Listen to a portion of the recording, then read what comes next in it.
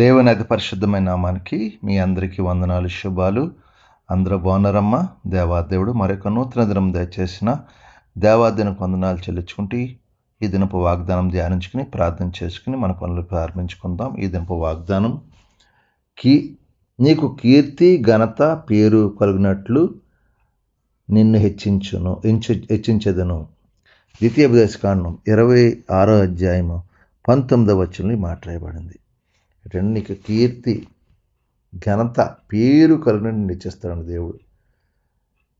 దేవుడు మనల్ని అలాగ ఎందుకు ఇచ్చిస్తాడంటే, ఆయన సెలవిచ్చిన నువ్వు నీ దేవుడి ప్రతిష్ఠ జనం ఉన్నప్పుడు నీకు ఆయనకి కీర్తి ఘనత పేరు తానే ఇస్తాడు. నేను హెచ్చుగా గొప్పవాడిగా ఉన్నతమైన స్థితి తీసుకెళ్తాడు. అంటే నువ్వు ఆయన ప్రతిష్ఠ జనముగా ఆయన చిత్తం నెరవేర్చి పెట్టుకు ఉండాలి.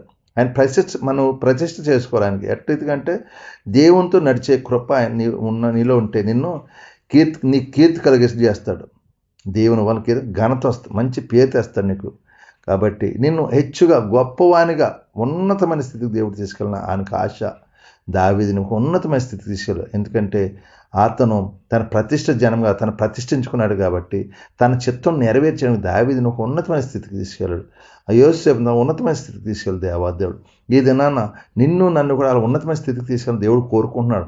కోరుకోవాలంటే ఆ యెహోవాకు ప్రతిష్ఠ జనం ఉన్నప్పుడు యెహోవా మనకు గొప్ప కార్యాలు జరిగిస్తాడు మన జీవితంలో. కాబట్టి వాగ్దానం ప్రార్థించి ఆయన ప్రతిష్ఠ జనం ఉన్నప్పుడు నీకు కీర్తి వస్తుంట, ఘనత వస్తుంట, పేరుకలు నిన్ను హెచ్చించే కృప దేవుడు నీకు దాచాను. గొప్పవానిగా నుంచి ఎక్కలేనంత ఎత్తైన కొనకు దేవాదుని నడిపించి ఆయన చిత్తం నెరవేర్చి కుమార్తె కృప దేవుడు నీకు దాచాను గాక. ఈ వాగ్దానం ప్రార్థించే దేవును ఇది మనకు నీ కుటుంబంలో సంతోష సమాధానం నెమ్మదిచ్చి మంచి పేరు ఘనత కలిగిన దేవుడు చేసిన గాక. ఆమేన్. ఈ సమయంలో మీ కొరకు ప్రార్థిస్తాను. మీరు నాతో ఏకీభవించిన ప్రార్థన. సర్వాధికారియు మహాగండు పరిశుద్ధ నీకు మరొక నూతన దినం దయచేసు. ఈ దినమంతా రెక్కల చాటును భద్రపరిచి కాచి కాపాడు. మీ వెళ్ళే ప్రతి పనులు విజయాన్ని దయచే మమ్మల్ని మా చేతి పనులు దీవించు. మా యజమానుల ద్వారా తోటి పని వరకు ఇక్కడ రాకుండా సహాయించు. మా పని భారం ఒత్తిడి లేకుండా సహాయించండి.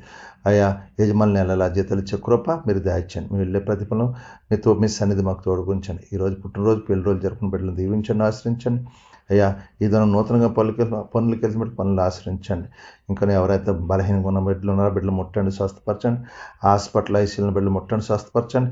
కుటుంబ సమస్త బాధ విడుదల దాచండి. అప్పులు బంధకాలను విడిపించండి. తాగుడు వ్యసనాలు దూరపరిచి ఈ దినమంతా రేకల్చండి. బిడ్డలను భద్రపరిచి కాచి దాచి కాపాడమని మిమ్మల్ని మహిమపరచండి. మీకే మహిమ ఘనత ప్రభావం పొందుకోమని యేసు పరిశుద్ధ అడుగుతున్నాం తండ్రి. ఆమేన్. అందరికీ వందనాలు. దేవుడు మిమ్మల్ని దీవించును గాక. ఆమేన్.